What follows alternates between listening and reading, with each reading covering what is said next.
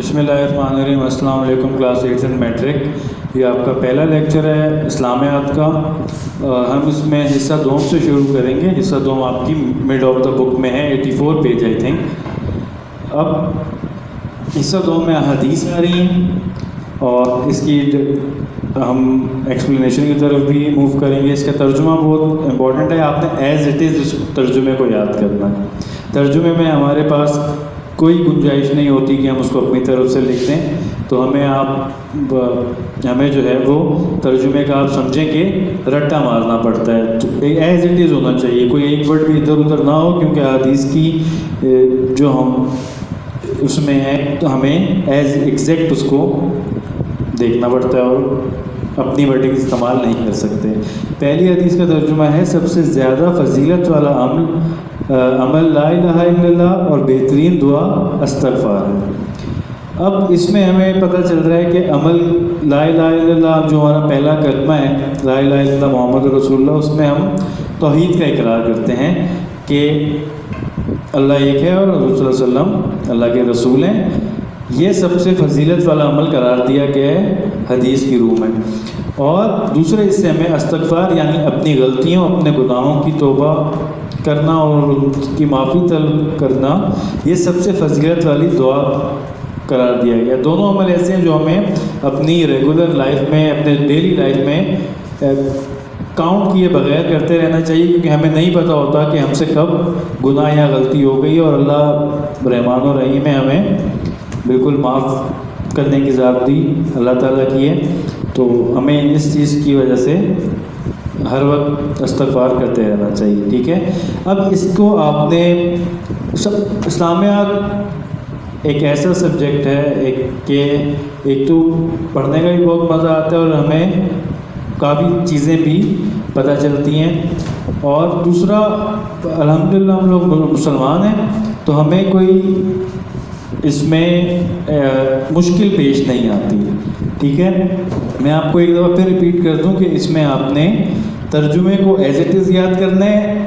تشریح کا مطلب ہے کہ آپ اس کو ایکسپلین کر رہے ہیں، اس کو اپنے حساب سے بالکل لکھیں، جتنا زیادہ لکھنا چاہتے ہیں آپ، لیکن وہ جو تشریح کر رہے ہیں آپ، ایکسپلین کر رہے ہیں اس کو، اس میں صرف وہی چیز بتائی جائے جو حدیث میں ہے، کوئی ایڈیشنل چیز نہ ہو، ٹھیک ہے۔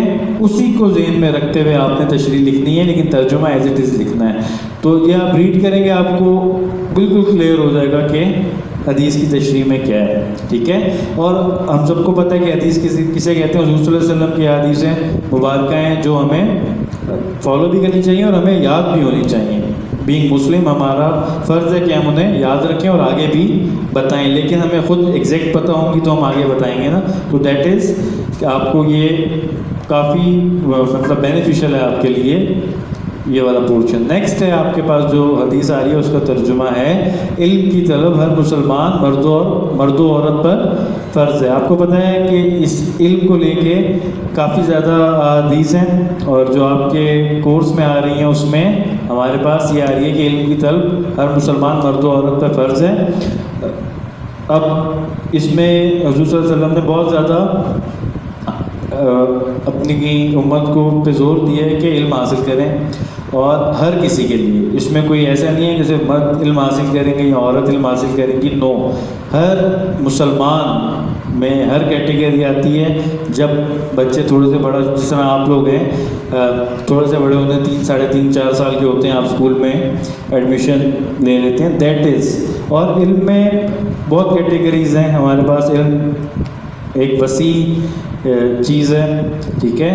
اور ہم جس طرح ہم انسان ہیں تو ہماری فطرت میں یہ آتا ہے کہ ہمیں علم حاصل کرنا ہے، ٹھیک ہے۔ ادروائز تو انسان ہونے کا مقصد نہیں رہا نا، ٹھیک ہے۔ تو اس کو بھی آپ نے ریڈ کرنا ہے اور اس کی تشریح بھی دیکھنی ہے، لیکن اس میں بھی میں آپ کو ریپیٹ کر دوں کہ آپ نے تشریح اپنی طرف سے بالکل لکھ سکتے ہیں، ترجمہ آپ اپنی طرف سے نہیں لکھ سکتے، اور تشریح میں بھی آپ نے حدیث میں جتنا بتایا گیا ہے اسی مفہوم کو آپ نے ایکسپلین کرنا ہے۔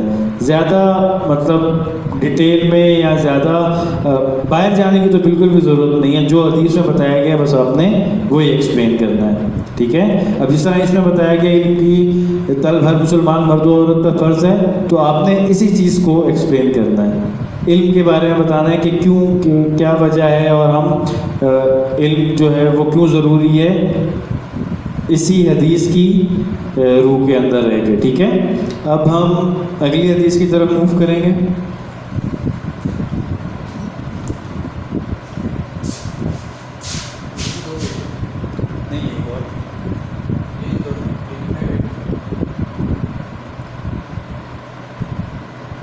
یس، نمبر 3، تم میں سے بہتر وہ ہے جس نے قرآن سیکھا اور اسے دوسروں کو سکھایا.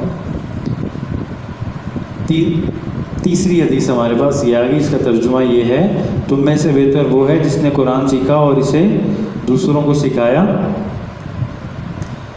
اب اس حدیث میں ہمیں پتہ چل رہا ہے کہ ہمارے پاس دیکھیں ضابطہ حیات ہمارا قرآن مجید ہے، اس کے بعد ہم احادیث پہ، اور جو ہمیں حضور صلی اللہ علیہ وسلم کے یعنی احکامات ہیں احادیث وہ ہیں.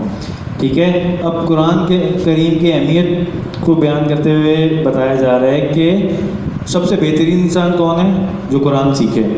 ٹھیک ہے، اور قرآن سیکھنے کا مطلب کیا ہے؟ ایک تو ہم ناظرہ پڑھتے ہیں، لیکن ہم پہ فرض ہے کہ ہم اسے سمجھیں بھی، اور جب ہم اسے سمجھیں گے اور سیکھیں گے تبھی ہم دوسروں کو سکھا سکیں گے نا. تو بہت زیادہ اس چیز کی ایمفیسائز کیا گیا، بہت زور ڈالا گیا اس چیز پہ کہ قرآن سیکھا بھی جائے اور اسے دوسروں کو سکھایا بھی جائے. ٹھیک ہے، کیونکہ قرآن کریم ہماری زندگی کے چاہے کوئی بھی مسئلہ ہو، کوئی بھی معاملہ ہو، معاشرتی ہو، سیاسی، کوئی بھی چیز ہو، میں آپ کو اس چیز میں کوئی جنرل بتا ہی نہیں سکتا کہ صرف اس معاملے میں آپ کی رہنمائی کرتا ہے. نو، ہر معاملے میں آپ کی رہنمائی کرتا ہے. کمپلیٹ ضابطہ حیات ہے وہ، ہر لحاظ سے، کوئی بھی لحاظ، آپ کوئی بھی پرابلم ہے، کوئی بھی چیز ہے آپ کی لائف کی، آپ کو قرآن رہنمائی کرے گا اس چیز میں. 100% شورٹی ہے اس چیز میں. ٹھیک ہے، تو ظاہر سی بات ہے ایک ایسی کتاب جو ہماری دنیا کی بھی اور آخرت کی بھی رہنمائی کر رہی ہے، اس کو سیکھنا کتنا ہمارے لیے ضروری ہے، اور اس کو سیکھ کے آگے سکھانا ہمارے لیے وہ بھی کتنا ضروری ہے اور بہتر عمل ہے. تو اس کی بھی تشریح آپ لوگ ریڈ کریے گا، اور ورک شیٹ آپ کو مل جائے گی اس کی. یہ 3 احادیث ہیں جو ہم فرسٹ لیکچر میں کور کر رہے ہیں.